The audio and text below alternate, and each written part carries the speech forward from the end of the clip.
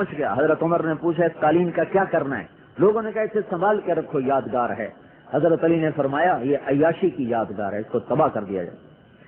تو حضرت عمر نے فرمایا سچ کہا. ابو الحسن نے کہا اس کو ٹکڑے ٹکڑے کر دیے جائے.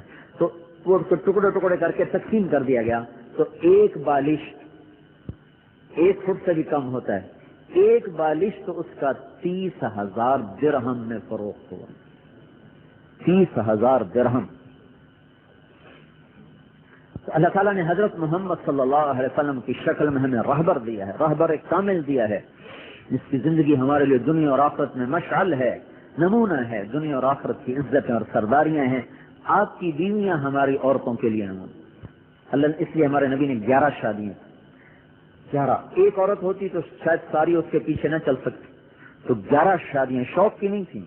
اگر آپ شوق کی شادیاں کرتے تو 25 سال کا نوجوان 40 سال کی عورت سے شادی کر سکتے، جبکہ ایسا حسین ہو کہ دنیا نے ایسا حسین دیکھا نہیں.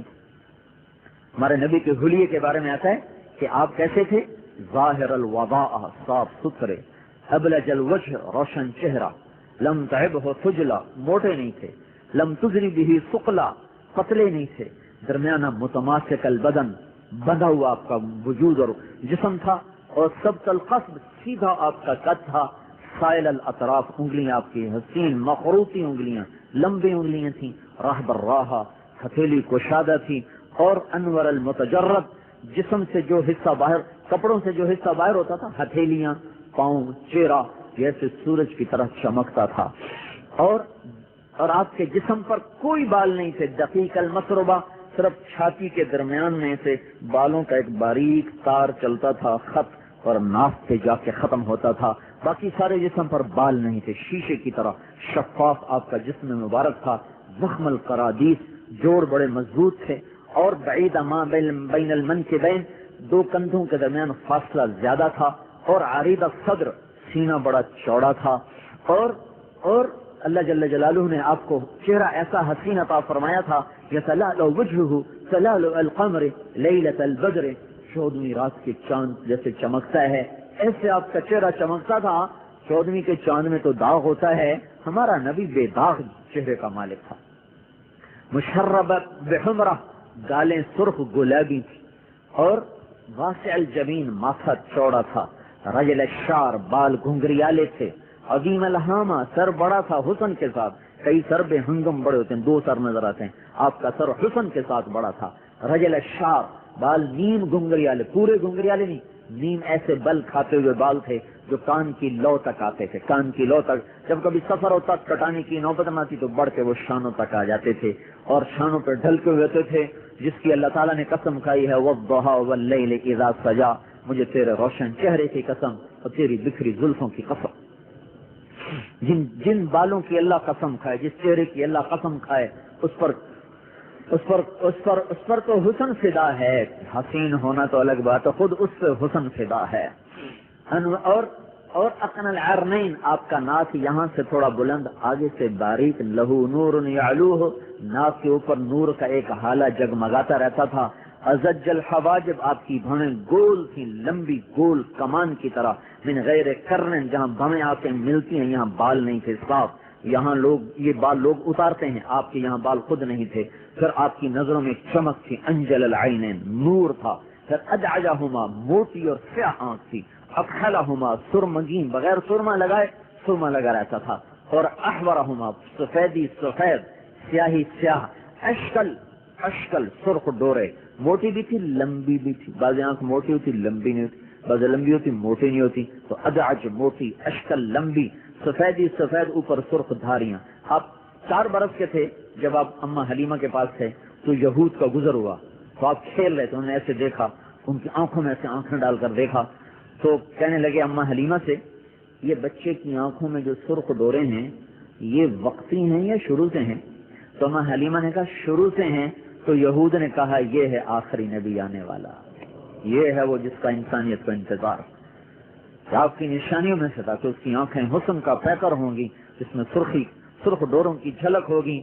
تو وہ ایسا ہوگا جیسے سفید کپڑے پر سرخ گوٹے سے کام کیا گیا ہو. پھر اہدبہما، آپ کی پلکیں بڑی لمبی تھی، دراز، وہ مصنوعی پلک لگائی جاتی، آپ کی پلکیں ویسے ہی لمبی، بڑی حسین.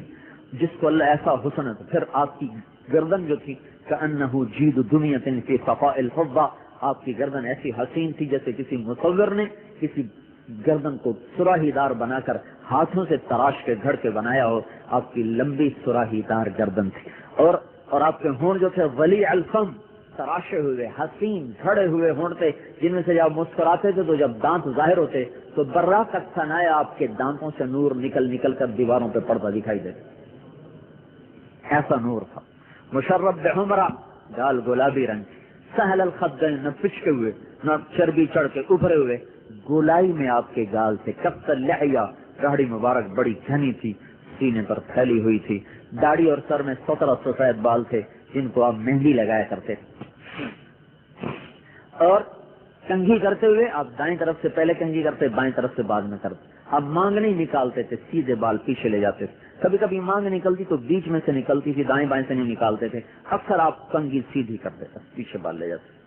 اور آپ کے جو پاؤں تھے مسیح القدمین، پاؤں ایسے تھے جیسے اوپر تیل لگا ہوا. جب آج آپ وضو کا پانی بہاتے تو ایسے بہ جاتا، جب تیل لگے پانی پر، تیل لگے پاؤں پر پانی بہ جاتا تیزی سے. تو آپ کے پاؤں ایسے نرم و نازک تھے اور ایسے چمکیلے تھے، لگتا تھا تیل لگانے سے چیز چمک جاتی.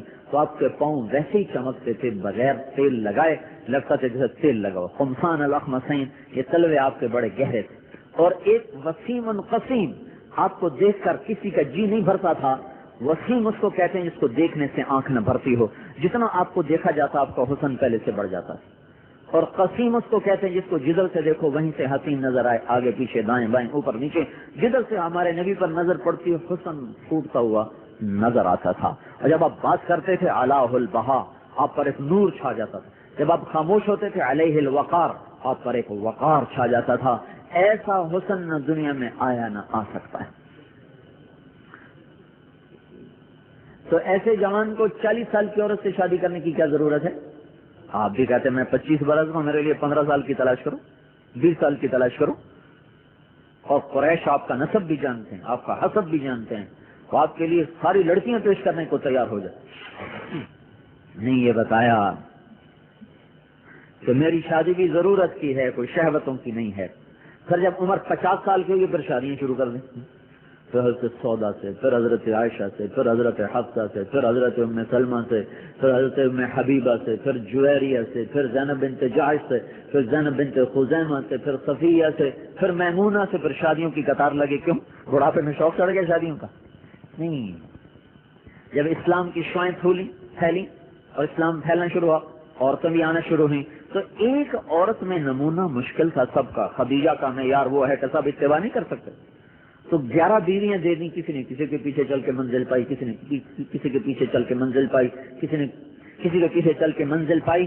تو 11 بیویاں دے کر 11 نمونے پیدا کر دے. جب نمونے زیادہ ہوں، جب ایک ہی نمونہ ہو تو پھر مشکل ہو جاتا. 11 نمونے بنا، رش زیادہ ہو، 11 سڑکیں ہوں تو ساری ٹریفک جلدی سے گزر جائے گی. اور رش زیادہ ہو، سڑک ایک ہو تو ساری ٹریفک پھنس جائے گی. تو اللہ نے اپنے نبی کو 11 گھرانے عطا فرمائے اور آنے والی عورتوں کو کہا یہ ہیں ان کی بیٹیاں بن کے مرنا. مغرب کی بیٹے بن کے مر گئی تو برباد ہو. ہماری عزت وہ خدیجہ کی بیٹی بننے میں ہے، عائشہ کی بیٹی بننے میں. اپنے باپ بن کے دکھایا، خامن بن کے دکھایا، بیٹیوں کو بیاہ کے دکھایا، بیٹیوں پر خوشی منائی ہے. تو وہ کیسا عجیب معاشرہ ہے کہ خود عورتیں بیٹیوں کے پیدا ہونے پہ منحوس کہتی ہے. کیسی منحوس آ گئی ہمارے گھر میں، بیٹیاں ہی پیدا کر رہی. ایسی بیوقوف عورتیں کہتی یہ بیٹیاں ہی پیدا کر رہی ہے، اللہ کے کام کو اس بیچاری کے سر پہ تھوپ رہے ہیں.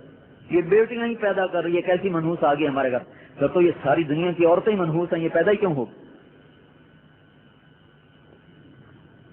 ابھی چند دن پہلے خاتون کا فون پر وہ رو رہی کہ میری بیٹیاں پیدا ہو رہی ہیں، سسرال والوں نے میرا جینا حرام کر دیا. کہ یہ کیسی منحوس عورت آ گئی ہے کہ اس کی بیٹیاں ہی پیدا کر رہی. اس بیچاری کے بس میں ہوتا تو وہ خود پیدا کرتی. یہب لمن یشاء اناثا ویہب لمن یشاء الذکور او یزوجہم ذکرانا واناثا ویجعل من یشاء عقیما. جسے چاہوں بیٹیاں دوں، جسے چاہوں بیٹے دوں، جسے چاہوں دونوں دے دوں، جسے چاہوں کچھ بھی نہ دوں. تو قصور بیچاری عورت کا نکل رہا ہے، بیٹیاں ہی پیدا کر دی، بیٹیاں ہی پیدا کر. تو پہلے اپنے آپ کو لعنت منامت، تم کیوں عورت بن گئی ہو؟ اس لیے